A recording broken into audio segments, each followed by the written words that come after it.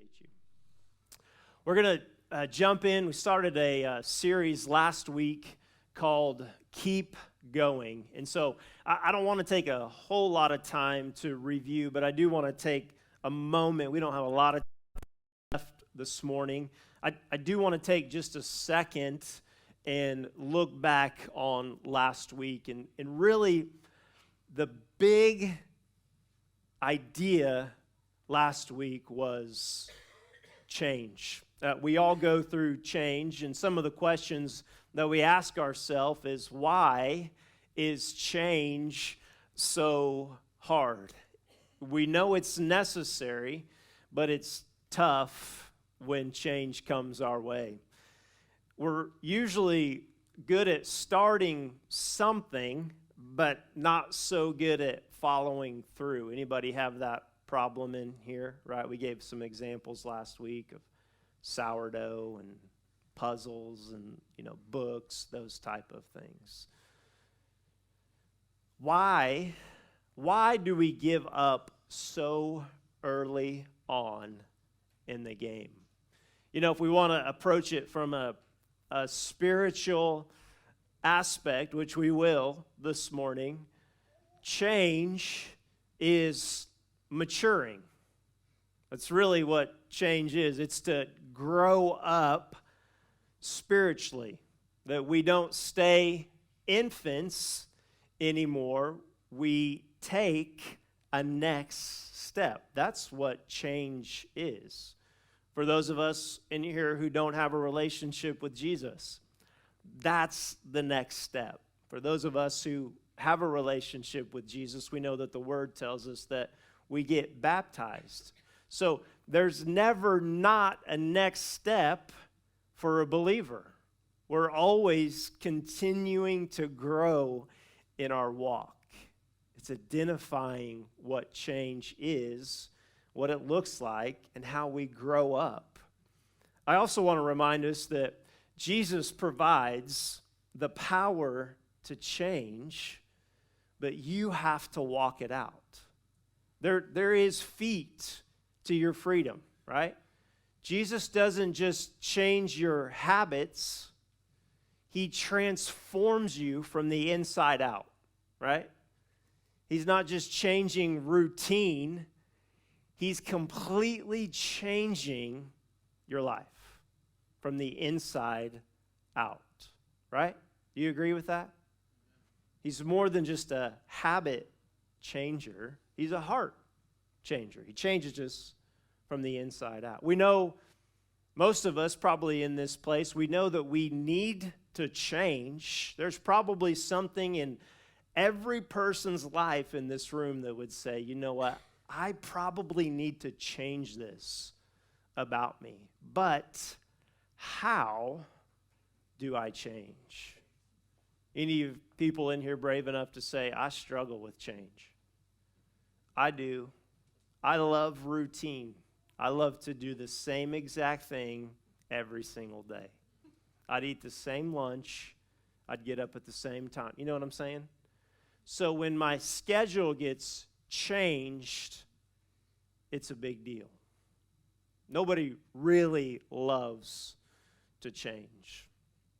What will change look like? So really the big idea, the heart for this series is to identify what change will look like and be determined to keep going. So we're going to look at the emotional cycles of change. There were 5 emotional cycles of change that every person goes through when they decide to change. The first one that we'll talk about today is uninformed optimism. I'm just going to go through them real quick. The second one is informed pessimism. The valley of despair is the third one. That'll be a fun one. Informed optimism, turning the corner. And then the final cycle of change is success and fulfillment. So if we can identify what change will look like, it might not be as hard to go through change. So the first step is uninformed optimism. This is the stage where you're excited about change, right? You are ready to do a new thing. And the easy one to pick on, right, is January 1st. That's the easiest thing to pick on. New year, new you, right? How many of you are still the 2023 you, right? New year, it's the new year, but it ain't the new me, right? I'm still, because change is hard. That's an easy one to pick on, the gym membership and changing our health and those type of things in our lives. Another example would be marriage. One of the things I have the opportunity to do is to perform marriage ceremonies, and I usually will meet with people, and I love this because they are so excited about getting married, right? They're so happy, and I love that. I absolutely love that they are excited about marriage, and I am for marriage, right? I'm not the guy that's going to say, well, you shouldn't get married unless I am, hey, get married, but just know that change is coming, right? You're going to wake up next to somebody who doesn't fold their clothes up. It leaves them on the bed for a week, and they just, wear through them, or they snore, or they make a mess, or they're too bossy. You know what I'm saying? Like, I get it, but I also want you to understand, listen, your routine is about to change. You're moving out of your parents' house, and you're moving in with a stranger, really, right? Because you don't know somebody until you live with somebody, right? Change. What you moms will be able to identify this a little bit with parents, right? You're married. What usually comes next, right? Well, let's have a baby, right? Let's have a baby. The biggest change you will ever have is when a child comes into your life, right? Into your world. I remember I was a 17-year-old in the hospital room as my wife was having a baby. That's a whole different sermon. But talk about, from my perspective, I can't speak for a woman's perspective. Have I had a kidney stone? Yes. Have I ever birthed a child? No. Don't know what that's like. For me, the greatest moment was when I was in that room as my boys were being born, just boo-hooing, excited. But also, there was instant change when that baby went from inside to outside, and now it's crying, right? Change happens in our life, and all three of those scenarios really have one thing in common. You're really not aware of the difficulties you're getting ready to face, right? And so today I want to take just a moment, and I want to look at a parable, and it's the parable of the sower.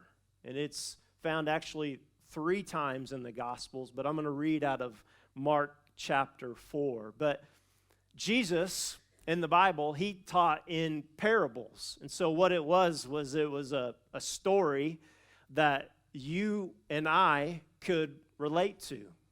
It was something that we could wrap our brains around. We could step back and we could see what was happening and begin to understand what Jesus was talking about. And so he tells us this in Mark 4, 1 through 8, and I'm going to read it. It says, "And Jesus began to teach by the lake, and the crowd that gathered around him was so large that he got into a boat and sat in it out on the lake while the people were along the shore at the water's edge. And he taught them many things by parables. And in his teaching, he said, 'Listen, a farmer went out to sow his seed, and as he was scattering the seed, some fell along the path, and the birds came and ate it up. Some fell on rocky places where it did not have much soil. It sprang up quickly because the soil was shallow. But when the sun came up, the plants were scorched, and they withered because they had no root. Other seed fell among thorns, which grew up, choked the plants, so that they did not bear grain. Still other seed fell on good soil, and it came up and it grew and it produced a crop, some multiplying 30, some 60, some 100 times.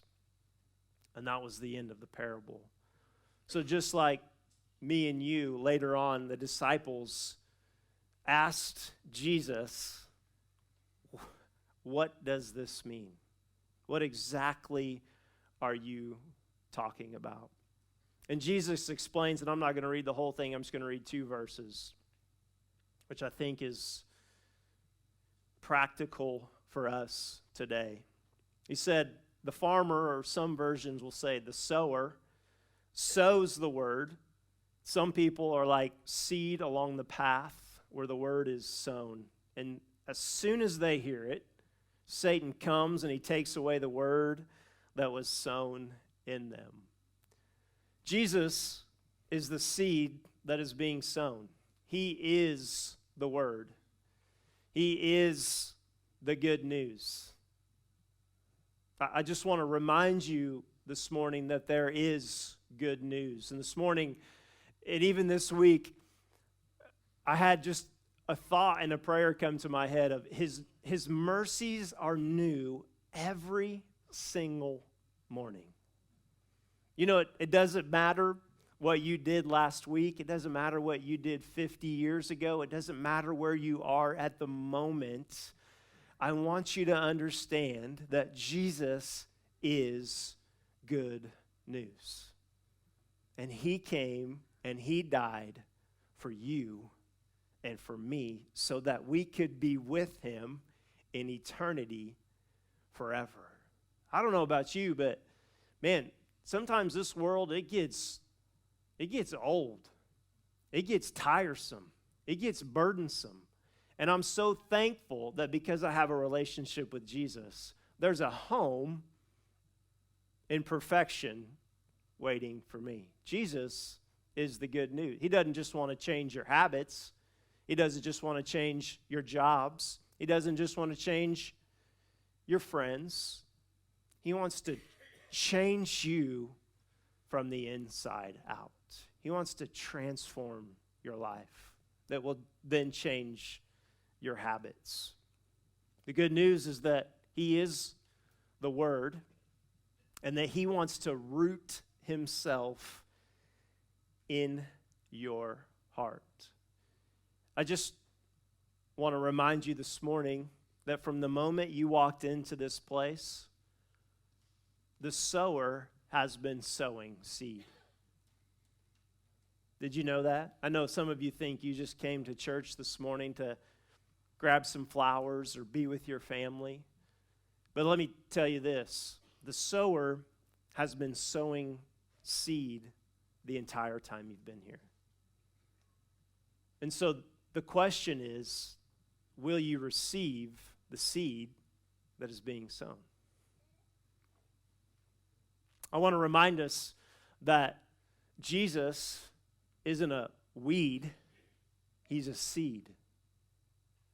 Where a weed comes to choke and to distract and to destroy, a seed comes to plant himself on the inside and to establish roots in your life.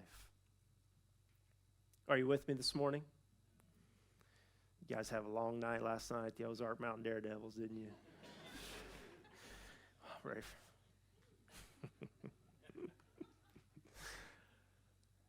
Jesus, listen, Jesus brings the best kind of change in your life.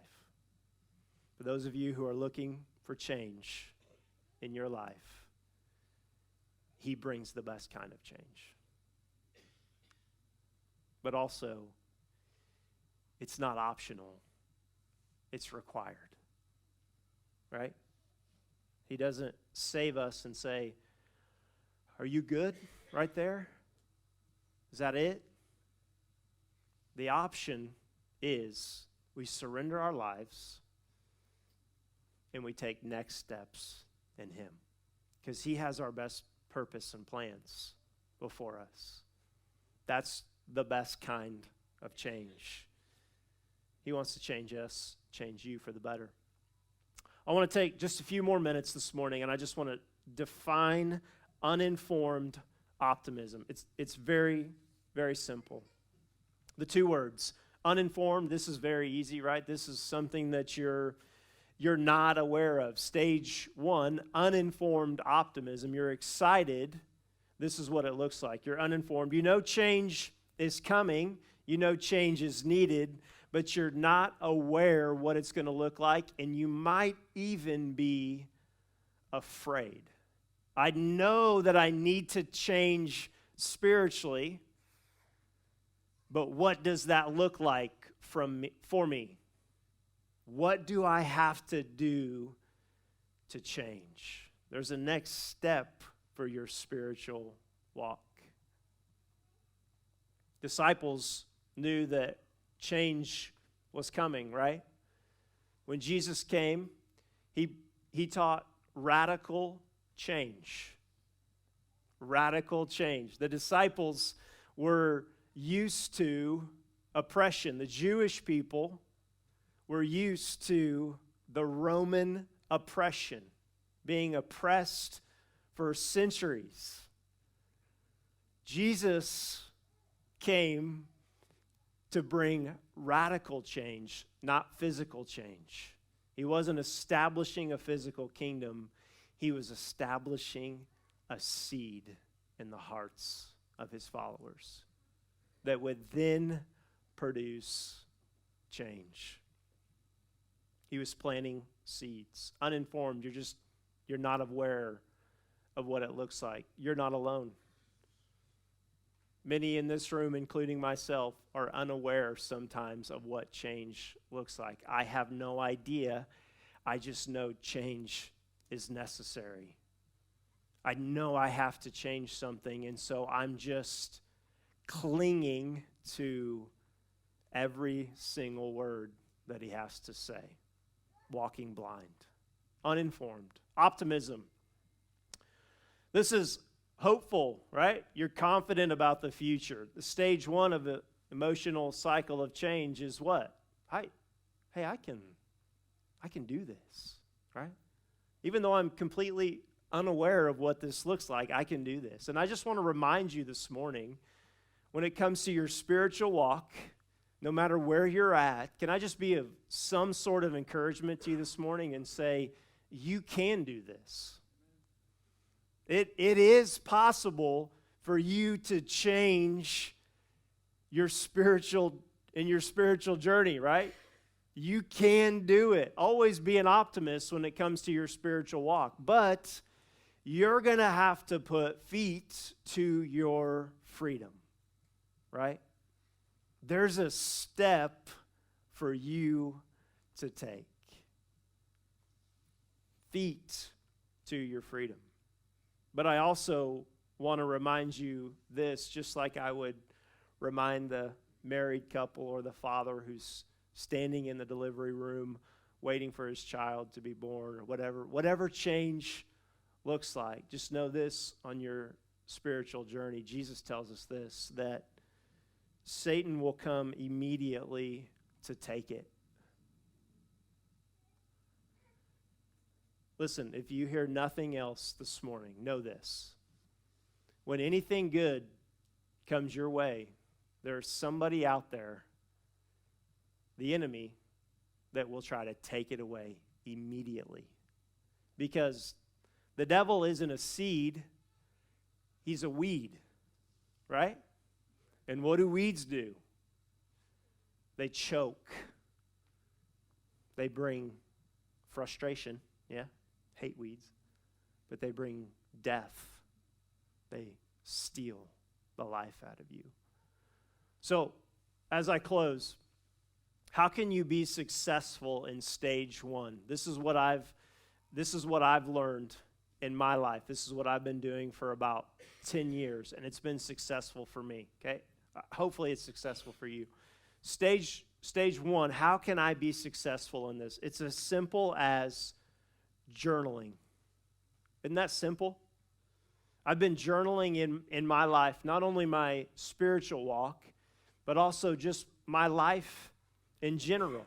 What's going on in my life? Take the pros and the cons of what you're doing and write them down, right?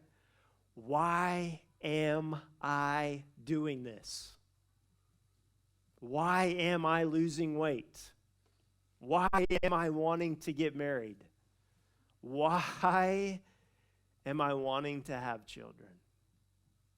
Why am I continuing to follow Jesus?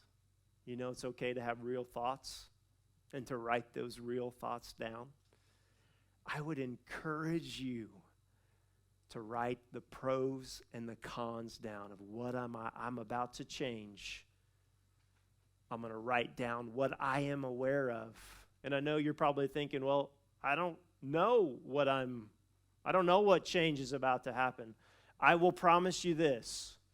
Somebody in your life has been through what you're about to go through.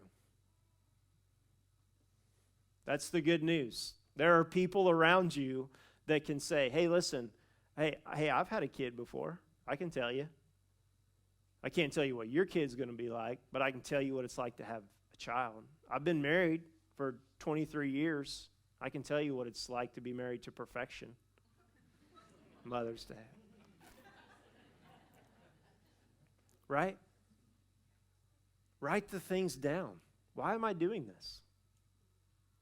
Is there somebody that I can find in my life that can help me do this? Can we do that? I want to encourage you this morning, keep going, okay? I promise you it's worth it. Not only in this life, Jesus brings the best kind of change. I've experienced the best kind of change in my life, in my relationship with him. Has it been tough? Absolutely. Has there been times I've wanted to quit? 100%. Even me, I've wanted to quit. But there's people in my life that in those moments wrap their arms around me or cross my path that keep me going. Right? Let's keep going. Let's finish.